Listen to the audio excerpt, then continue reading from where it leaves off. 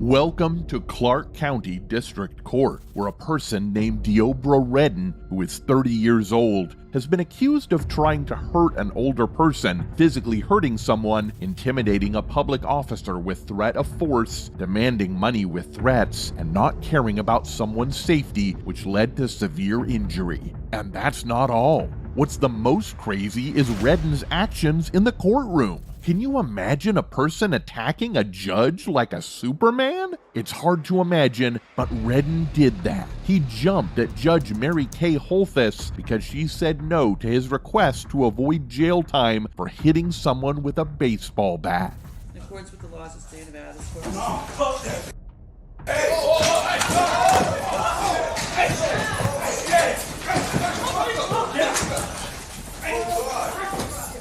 Redden was in court with chains on his legs, a mask on his face, and orange coverings on his hands, with jail officers around him, as mentioned by the Associated Press. He rushed towards Judge Mary Kay Holthus, leaping over the bench and pulling her down by her hair. Redden, who was in trouble before for hurting others, told the judge he was trying to be better. The judge said she understood, but thought he needed to experience something different because of his past actions. In the courtroom, at least 3 other people tried to get this 30-year-old person away from the surprised judge. The judge got minor injuries. A court worker got cuts on his hand, and a deputy in the courtroom got a head injury and a shoulder problem, so he had to go to the hospital. The judge went back to work the day after the attack. Redden, who was out on bail when he attacked the judge, was brought to jail. However, he didn't come back to court the next day to face over a dozen new charges related to the attack.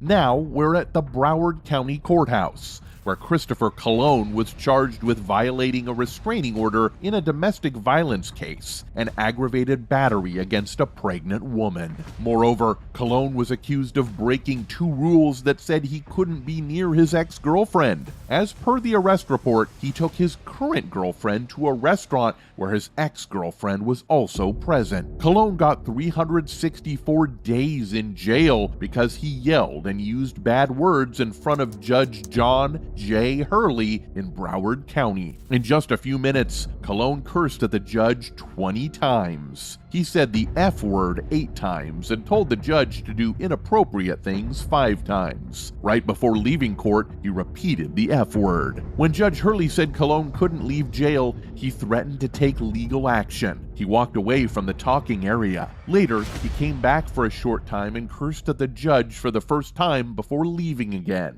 The jail guards tried to catch Colon. In the background, other prisoners were heard laughing and saying things like, "Uh-oh," as Colon, now with handcuffs, was brought back. A guard turned off the microphone while Colon kept cursing, but the judge wanted to hear what he was saying. You guys can suck my dick, okay? I'm being dead ass real. Suck my dick. Will be $125,000. Your bond on count 2 will be $125,000. After more insults, Colon said, "I'm dead ass serious," and leaned closer to the microphone. Judge Hurley then said, "You will be held without bond until further order of the court." Even after using solid words, Colon told Judge Hurley twice that he had lawyers. Other people in jail laughed, and one inmate told Colon to be quiet. Colon turned and began shouting. The judge noticed Colon's behavior was also upsetting other people in the room. He gave Colon a chance to explain his situation. I will give you an opportunity to tell me why you should not be held in contempt of court today. Go ahead. Colon said the orders to stay away from his ex-girlfriend were canceled and his lawyers had handled everything. He challenged the judge, saying, "Threaten me. Go ahead, threaten me. Go ahead. I'm not apologizing to you." The judge told Colon he had 30 days to disagree with the punishment for disrespecting the court. Shit, bro. You'll have 30 days to do so. Thank you very much, sir. Have a nice day. Fuck you. That's why I fuck you. Yes, sir. Thank you. Colon tried to say one more rude thing as the judge thanked him, but as he spoke, the microphone was turned off, cutting him off mid-insult. The judge said Colon disrespected the court and gave him the most punishment possible. The court at this time will sentence you to 364 days in the Broward County Jail. to be carried You out fucking immediately. classes still gotta feed me, man. Almost a year in jail. It was a situation where someone got in trouble for being disrespectful in court. The judge had to ensure people behaved correctly in the courtroom, so he strongly punished Colon for using foul language and being rude. And the story didn't end here. A week after he launched into a profanity-laden tirade in Broward County Bond Court, Colon made a second appearance to apologize to Judge John Hurley. I apologize. What I did, I was wrong. And not only I was wrong for cursing you out, of the deputies hearing me curse you out, I'll apologize to them too. Judge Hurley agreed to the apology and reduced the sentence to the time Colon had already spent in jail, as per the Sun Sentinel. The apology is accepted. It will be converted to time served at this time. Even though Colon got out of the 364-day punishment for disrespecting the court, he won't be released from jail soon. In his first court appearance, Judge Hurley decided that Colon should stay in prison without bail for a charge of aggravated battery of a pregnant victim. This decision still holds, meaning Colon will remain in Broward County Jail.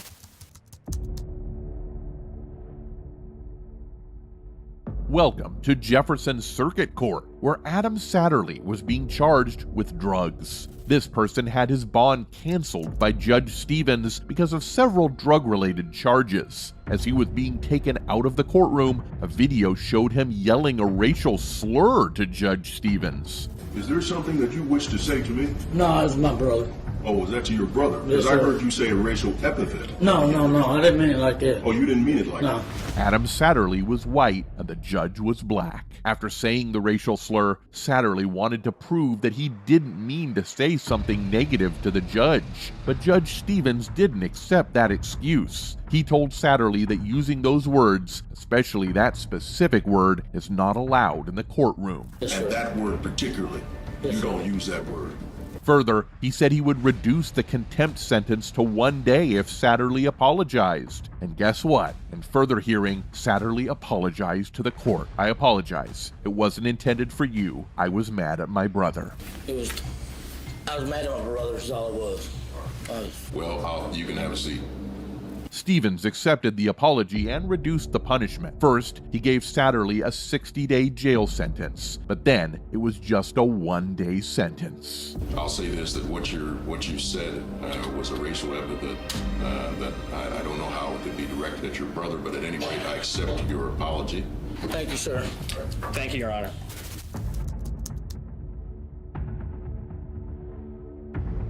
Now, we are at the Jefferson District Court, where Bryce Rhodes was arrested on the charges of 3 counts of murder, first-degree criminal mischief, second-degree escape, and tampering with physical evidence. Larry Ordway, who was 14 years old, and his half-brother Maurice Reese Gordon, who was 16, admired an amateur rapper named Rhodes. They thought Rhodes could help them become famous, as per their relatives. Sadly, in late May 2016, the two brothers were violently beaten and stabbed to death by Rhodes. Their bodies were discovered in an empty house about 10 miles away from where they lived with their mom. According to what police have said in official documents, the brothers were killed because they had seen Rhodes murder a 40-year-old man named Christopher Jones a few weeks earlier. Rhodes is also facing charges for Jones's murder. A bit more than 2 weeks after Jones passed away, Ordway and Gordon, who lived in Beachmont, left their home on the evening of May 21st, 2016. The next day, their bodies were discovered in the backyard of an empty house. It seemed like the people responsible also tried to burn their bodies, the police said. At a gathering held after their bodies were found, family members were unfortunate. They talked about their plans to celebrate the boys graduating from middle school. Soon after the bodies were found, detectives who were investigating the murders arrested 2 teenagers, Anjuan Carter and Ja'Cory Corey Taylor, in connection to the case. They arrested Rhodes on May 24th,